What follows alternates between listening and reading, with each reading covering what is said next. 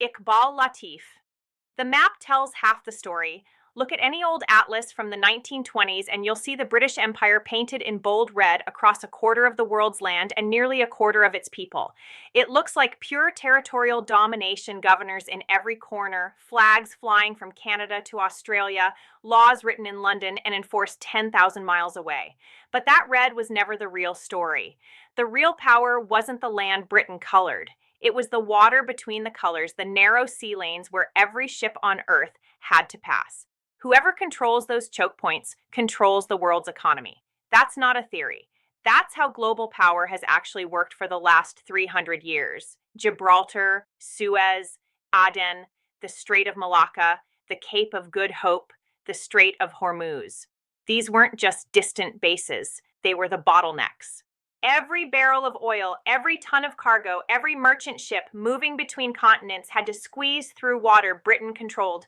Control the choke, and you control the flow of trade, the speed of commerce, and the price of everything that moves. The empire wasn't the red on the map. It was the invisible roots connecting the red. And Britain understood this better than anyone. The dates tell you everything. Gibraltar was seized in 1704 during the War of Spanish Succession, Britain's first real foothold on the Mediterranean. Singapore was founded in 1819 by Stamford Raffles, one of the most consequential real estate deals in Asian history, sitting right at the crossroads between the Indian and Pacific Oceans. Aden was taken in 1839, locking the southern entrance to the Red Sea. Suez came under firm British control after 1882, slashing the journey to India from 12,000 miles around Africa to just 7,000 through the canal.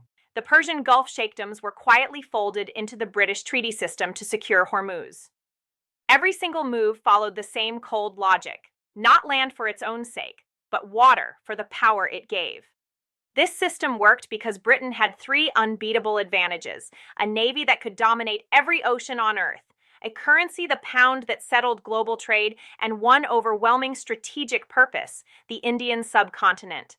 India wasn't just another colony. It was the entire reason the empire existed. It supplied the population, the revenue, the soldiers, and the sheer strategic weight. In World War I, nearly 2 million men from the subcontinent fought for Britain. In World War II, over 2 million. No other territory came close. The whole chain of choke points from Gibraltar to Singapore, from Aden to the Cape, existed to protect the sea route to India. The subcontinent was the engine. The choke points were the transmission belt that delivered its power straight back to London. Then World War II broke the system. Britain won the war, but lost the peace. The financial cost was catastrophic. Debt piled up to levels that mortgaged the country's future. The pound came under pressure it couldn't handle. Economic power shifted across the Atlantic, and no amount of willpower could stop it. The Royal Navy, which had ruled the waves for 2 centuries, began shrinking year after year, base by base, ship by ship. You can't run a global maritime empire on borrowed money forever. And then, in 1947, the center of the entire system was ripped out. The Indian subcontinent gained independence. This wasn't just another colony leaving. This was the heart of the machine being removed. Without India, the whole architecture lost its reason for existing. What followed looked like graceful decolonization. In reality, it was a controlled retreat. Britain no longer had the money or the manpower to hold what it had built. The final, unmistakable signal came in 1956. Britain and France tried to retake the Suez Canal after Nasser nationalized it. Militarily, they were succeeding until Washington picked up the phone. America threatened to let the pound collapse unless Britain withdrew. London folded within days. That wasn't a military defeat. That was a currency execution. The moment the world knew the British Empire was truly over. The United States didn't conquer the British Empire. It quietly inherited its operating system. America didn't copy the old model of colonies and painted maps. It replaced it with something far more efficient. Alliances instead of colonies, institutions instead of governors, carrier strike groups instead of garrisons. The structure stayed exactly the same. Only the flag changed. Today, that invisible empire is funded by a defense budget that exceeds $1 trillion a year. That money doesn't buy land. It buys permanent, unchallenged presence at every single choke point on the planet. The geography hasn't changed at all.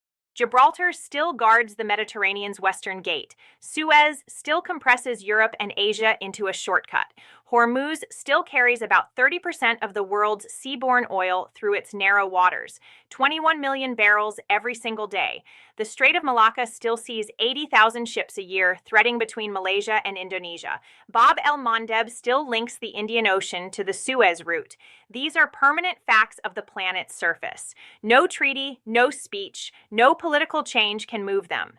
What changed was who had the power, the money, and the will to stand guard over them.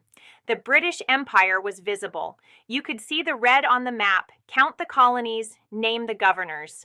That visibility helped it rise and made its decline impossible to hide. The American version is invisible by design. There are no colonies to count, no red ink bleeding across the atlas, just the quiet, permanent forward deployment of the most powerful military force in human history, positioned exactly where the world's commerce must flow.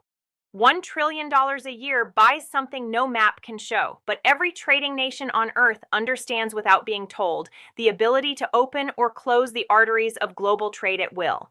Britain didn't fall in a single dramatic crash. It was bled dry by war, lost its core when the subcontinent walked away, and quietly stepped back when it could no longer afford the navy the system demanded.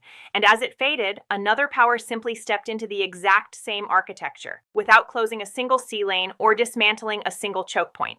The empire didn't disappear, it was transferred. The red faded from the maps.